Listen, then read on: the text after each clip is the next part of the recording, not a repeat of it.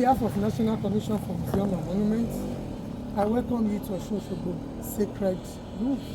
The grove has been in existence before the early settlers migrated to settle down here in Osogbo. Oral tradition revealed to us that a hunter discovered this place during one of his hunting expeditions in the olden days. He just came around one day and he discovered that there is a flowing river within this vicinity. He was very happy. So he went back to inform the leader of that community, their community. We call him King Laroye. He went back to inform him that he has discovered where there is enough water for their vegetation and everything they might need. So they decided to migrate to come and settle down here because oral tradition revealed to us that where they were living at Ipoleomo, they find it very difficult to get water there.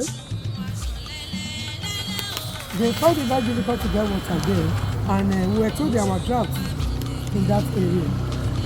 So they decided to move down to this area. So I'm getting to this place now. You know, if someone gets to somewhere that is very bushy, you will want to do some clearings. So by the time they were trying to clear the whole area, they were cutting trees, clearing the bush. Mistakenly, one of the trees they were cutting fell over the river. So they had a voice from underneath the river. It was the voice of the goddess of Osun. You know, they only came down to settle down, unknowingly to them that the goddess of Osun has established her own kingdom within this vicinity. So that happened when they were just cutting trees and felling trees, and the tree fell over the river. The goddess shouted, she complained that they've broken all her time, their pots. She even mentioned their names. She said, Laroye, Timeyin, Gbogbo Ikoko Aromi, Leti Foton. Laroye, Timeyin, you have broken all my time, thy pots. While they were wondering that what is happening, who is here? Automatically somebody must have been living here before our arrival, which means it's a spirit being. By the time they were doing that, they heard another voice, which says, Osogbo, my level. Osogbo, Rara. Meaning of that in English, Osogbo, sorry. So the name Osogbo, they mentioned that time, is what we people, it's what Osogbo people are being referred to till today. Okay. Now that is where we got the name Osogbo. Okay. Since then, people of this community have been referred to as Osogbo people.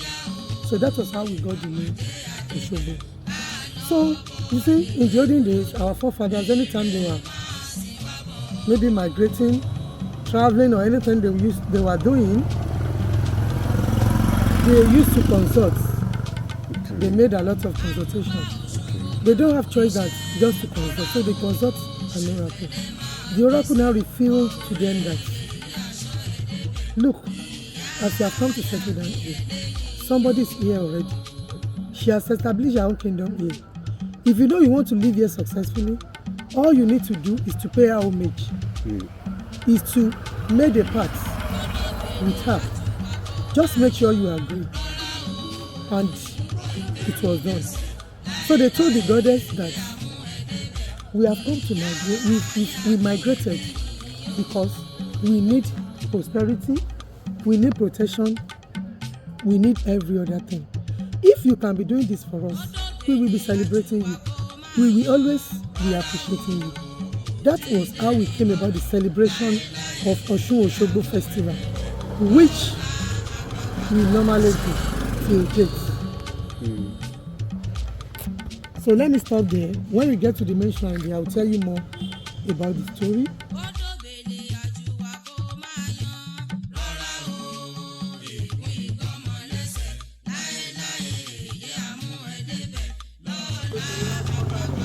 So the celebration of Osun-Osogbo festival usually happens between July and August. It's not a day program. It's about 2-3 weeks program. So yesterday, Monday, 29th of August, we celebrated what we call Iwokopo. That is the spiritual traditional cleansing of the streets to appease, to pray to the ancestors for the safe arrival of anybody that is coming for the festival of Osun.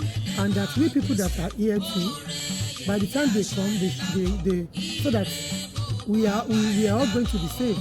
They meet us very safe, then they come to this place safely.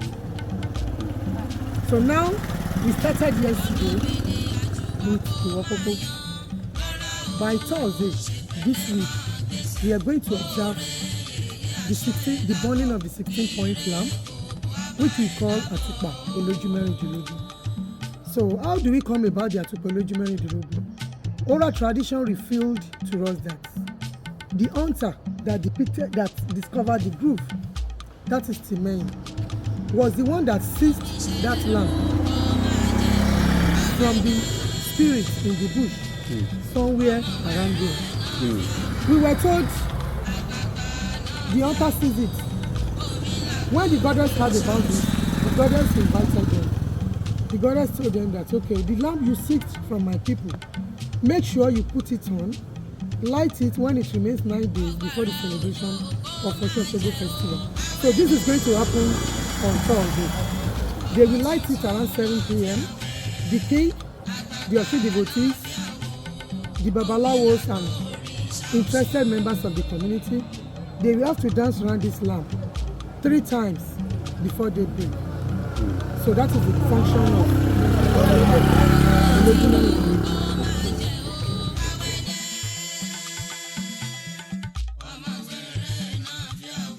prayers. They offer prayers. And what do we use for lightning? It's just cotton wool and red palm oil. Cotton wool and red palm oil. They will do some prayers. They offer prayers that as we have come this year, guide us till another festival year. Just make sure we are healthy and so on. So just make sure you pray. That is those people in charge. We call them Ile Oluwi. They are in charge of it. They put it on, then they will leave it there. They will keep watching. While every members of the community will dance around it.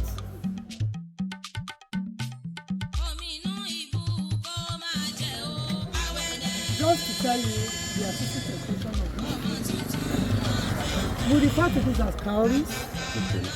You know, before the introduction of Naira pound sterling dollars,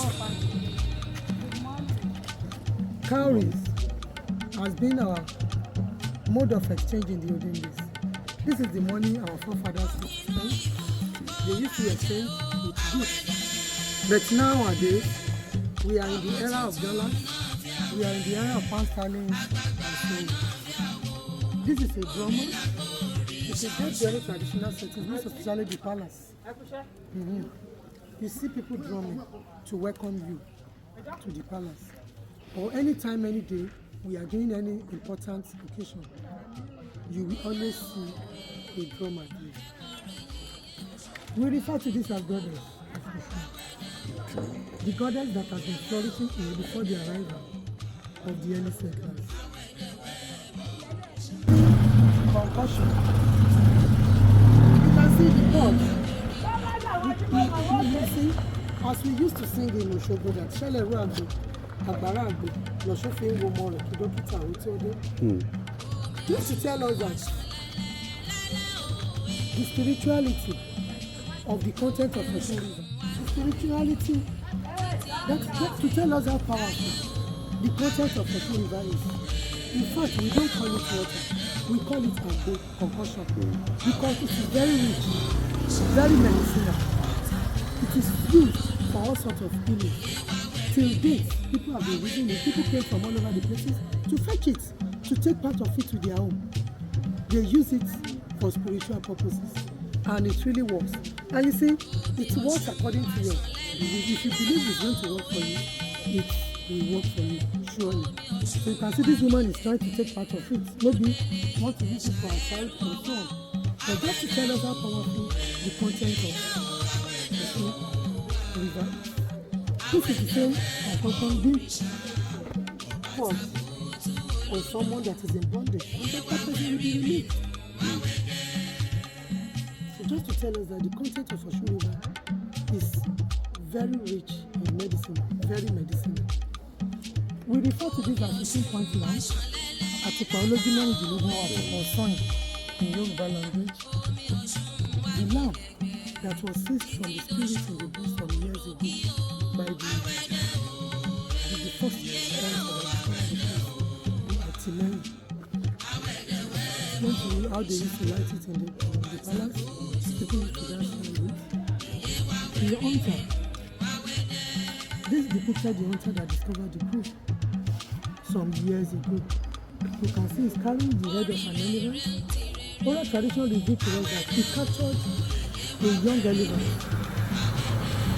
during one of the sorting period in the bush, and the goddess instructed him that, okay, as you have carried it, make sure you take it to where you are living, take it to the palace, nurture it and take a very good care of it. As you have been taking care of it, as the elephant is becoming big, so the community of Osogbo will be expanding in peace. I told you the hunter went back to inform King Laroye that he has discovered where there is enough water for them to be using.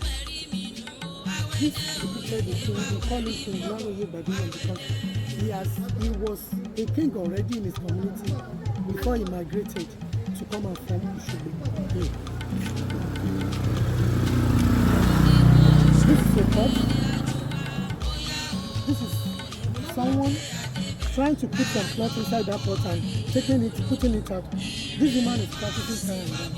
Okay. This is just to remember us the type of work Osogbo people inherited from the goddess of Osun. If I may refer you to the voice which we had the other time, that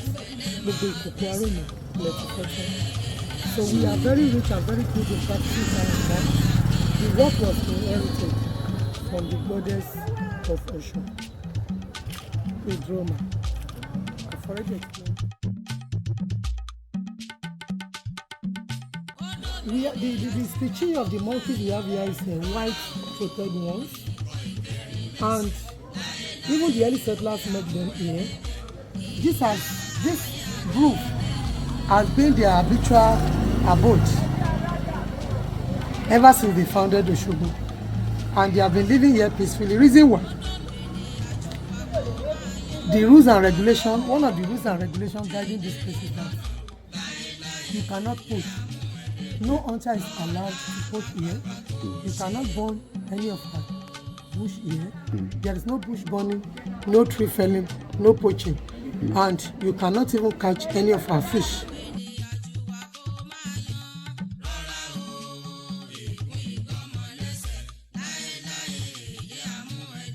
Place at Arugba entrance, Iyando Arugba. On the day of Osun-Osogbo festival, the Virgin girl passes through this spiritual route with some other important devotees, while others just go this way. And you see, we call this place also Yemo, according to Susan. Yemo happens to be one of the wives of Orisha, and she so much loved flower. Reason why the place was constructed in form of a flower. That is number one. Number two, I don't know if you ever heard about Susan before. Susan, we call her the Orisha in Yoruba land here. Susan was an Austrian lady. She came from Austria to Nigeria with her husband in Libya. But when she heard about Osun, she moved down to this place. She was very much interested in all the activities that we are doing here. So she gathered some artisans, Osogbo indigenous. Most of them are indigenous of Osogbo. She gathered them. She encouraged them to be an artist. She told them that they can be of use to themselves. So she named them New Sacred Art Movements of Osogbo. Among them we have traditional bricklayers, traditional carpenters, blacksmiths, and so on. So most of the artwork you are seeing and the one you will still be seeing within this group is the work of Susan Wanja and her group, the New Sacred Art of Osogbo.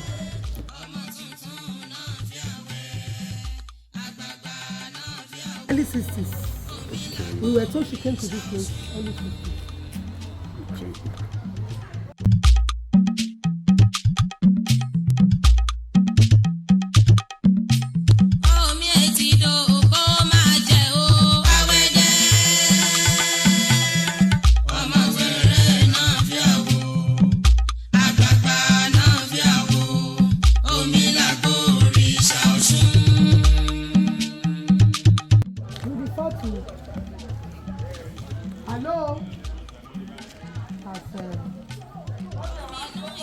Flying tortoise. You can see this was constructed in form of this depicted a tortoise. Susan Wanja named it flying tortoise. In the olden days, this was the old traditional gate we have here in Osun-Osogbo before the introduction of that iron gate. So we call it flying tortoise. But sometimes it collapsed because of the materials they were using back then. But now they've adopted the method of using a very strong material so that it will last longer. So by the time this thing collapsed, the AOT, that is the Adoni Olorisha Trust, and the New Sacred Art, they were able to restore it back through the fund they received from the Austrian embassy. Reason why that panel was placed there to appreciate the Austrian embassy for their kind gesture.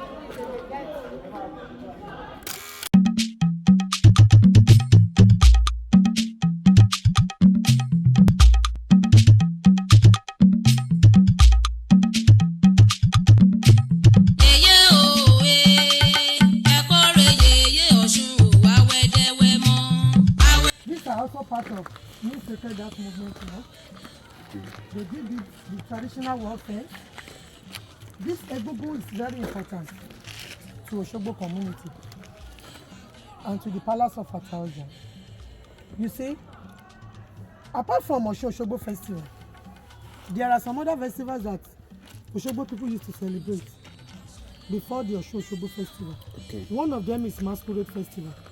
During the time of Masquerade Festival, they will offer prayers, they will appease the masquerade, we call them Aro.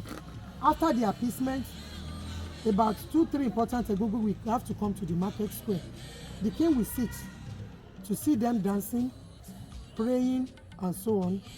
So on the 7th day, after the prayer, this special masquerade, we call it Opeleba. Opeleba is one of the strong masquerade we have in Osogbo here. She used to hold a staff. So by the time they finish the whole thing, after the whole dancing, drumming, and everything in the palace, the king will be going back to his palace. While the masquerade will be trying to run after the king. We want to hit the king with the staff. Then the king will not wait for the masquerade. So the masquerade will just said, okay, the king will not said, you can't catch me and you can never catch me. So the masquerade will just tap his finger like this. I will catch you next year. I will catch you next year. Do you know the meaning of that? No. Spiritually, they were praying for the king that he will live long to witness another festival. Yes, Ojola.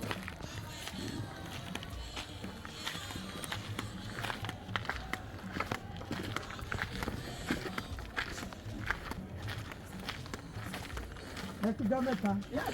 Yes, ma.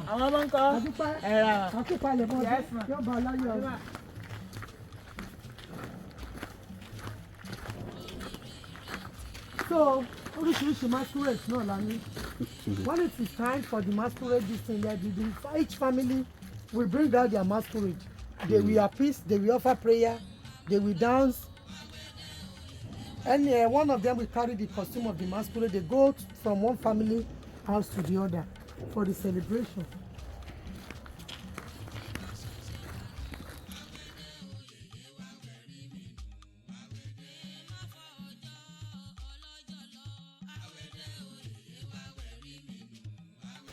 Okay. Iko, messenger of the goddess. Okay. The goddess is not someone you can just see with your bare eye, your bare eye, with just an ordinary eye. So that the Iko used to emerge, and people used to see Iko. The Iko used to come out, people used to see Iko. But these days, Iko has stopped appearing to these people, most especially when people are very many days. Anytime Iko wants to deliver any message to the king, there used to be a sign that they will give the king that maybe he is having a visitor, or maybe he's having a message. So the king knows how to do it. It's an arrangement between the king and the Osun, the Baba Osha, and so on. So immediately the king sees the sign, the king knows what to do. Oral tradition told us that on the day of the festival, there used to be form of exchange of gifts between the goddess and the king. By the time the king gets to the bank of the river, after they have appeased, they have done everything and the prayer, to acknowledge the receipt of that, what the king dropped into the river, there used to be a liquid content in the mouth of that fish. The king will hold a calabash to empty that content. They take it to the palace, they use it for all sorts of healings and so on. But now that has stopped in public. Anytime, any day, the goddess has any message or anything to give to the king or maybe Yoshua, there used to be a sign for it. We refer to this as Olomoyoyo. The goddess of Osun, flourishing in this group, is goddess of fertility. She's in charge of blessing women with fruit of the womb. That is, if you believe that is going to work for you, it will surely work for you.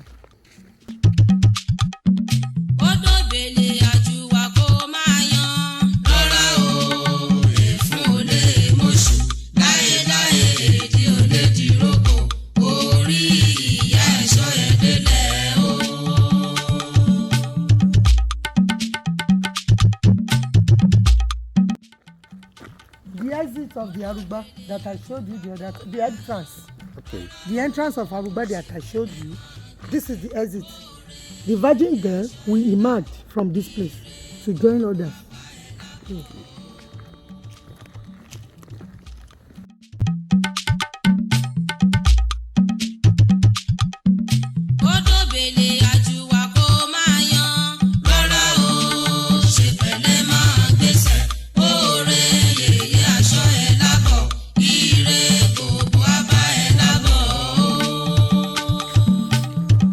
Of the whole courtyard. Right inside here, we have about 5 worshiping points here. This is where the king built his first palace. This is where they appeased the goddess of Osun. This is where they appeased Oki. We have the Dede and so on.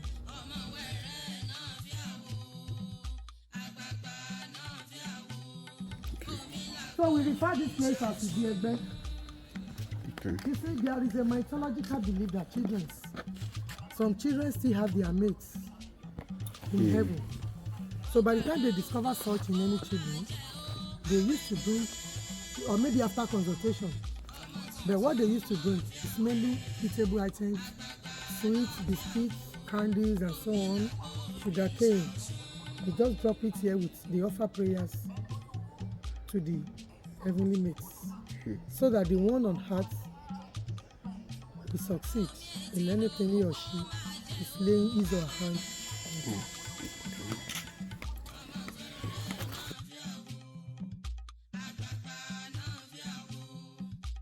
Come to this place at the first palace built by the king when he migrated to form Osogbo. You know, I told you how they migrated, how they had an encounter with the goddess of Osun, how they started building maybe their palace.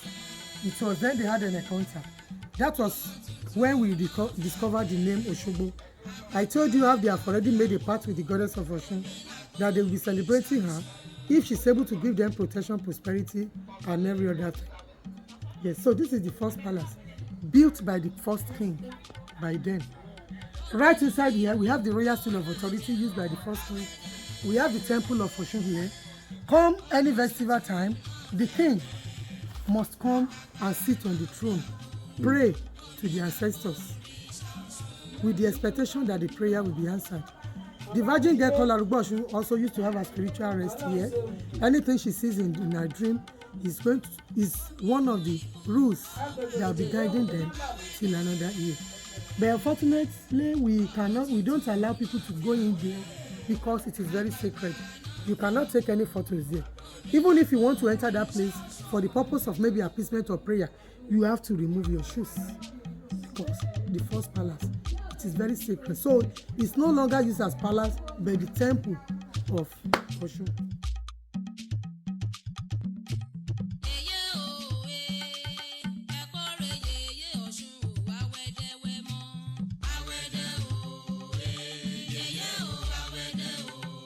Meanwhile, it's just representative of Oke because we have another Oke, very big one, on the outskirts side of the town. You see, Oke also is in charge of giving women fruit of the womb. Oke used to give people these domestic animals like fowls, like goats, to rear. You just see it in around your compound. Immediately you see it, it's a bit different from the one you used to rear in the community. You surely know that, okay, maybe Oke has given me this to rear. And by the time you continue taking care of it, you know, most especially the female ones will be multiplying. You take them back to Oke. That was what our forefathers used to do in the olden days. You take them back to Oke, that the goats you gave me has multiplied. I brought yours. Another tradition even repeat to us that in the olden days, you know, there is we don't have pounding machine. We don't have maybe grinding machine and so on. In the community, if you did not hear the sound of pounding or grinding from the Oke in the olden days, no woman is allowed to do pounding. No woman is allowed to do pounding in the community. And Mama, that is where the king used to sit on the day of the festival to receive visitors. So members of the community used to go there to pay him homage. All the ceremonies and activities on the day of the festival, maybe from morning till like 2-3 p.m. is done here before the king moved to the palace to host.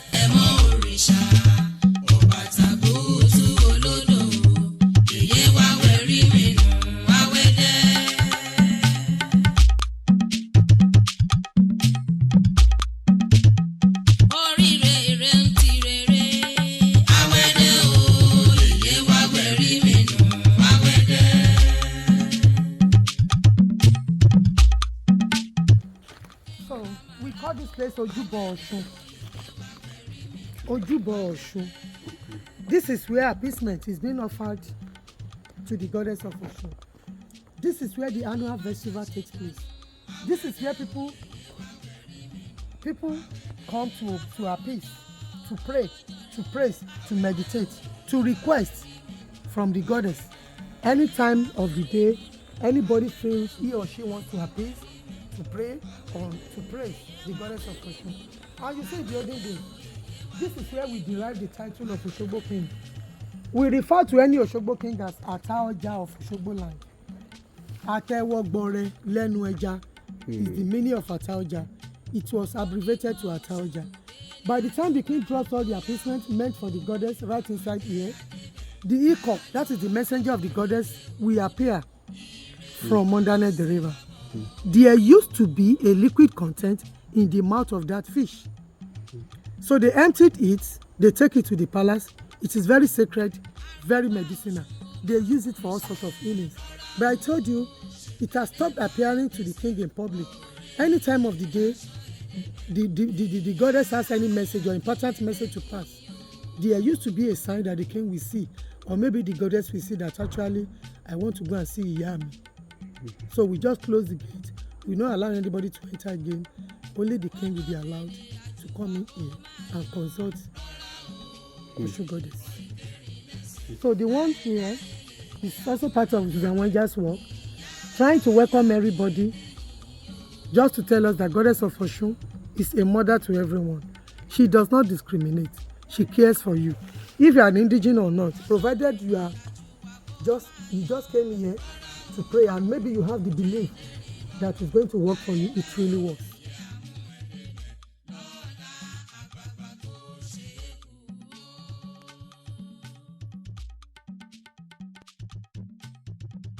You just kneel down there, you pray.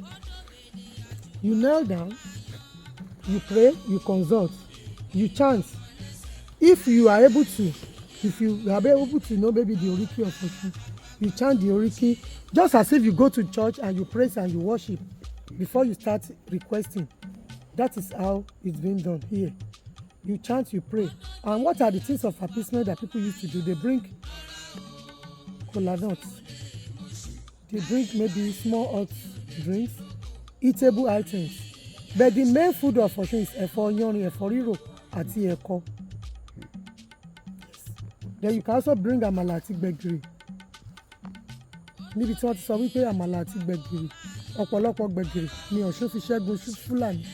Ogun kò lè jà mí, mo gbẹ́kẹ̀ lọ́ṣun, Ọ̀ṣun-Òṣogbo, rere ni ó sún fún mi, ire owó, ire ọmọ, ire àìkú, baálẹ̀ ọ̀rọ̀. Right inside the river. And that was the reason why all those women are here. We call them Iworo Osun. They know the type of Oriki they can chant. They know how to praise, to pray, then to request for whatever you want. So it's just as if you go to the church, you see a pastor that maybe are having certain types of prayer. The pastor will attend to you. They knows what to do. So the reason why we have those women here, the Iworo Osuns are here to attend to you. They can even consult for you. They consult. Anything that Osun really demanded, then you give. But here in the Osogbo community, we don't offer women as sacrifice. Osogbo used to be a very peaceful community till this.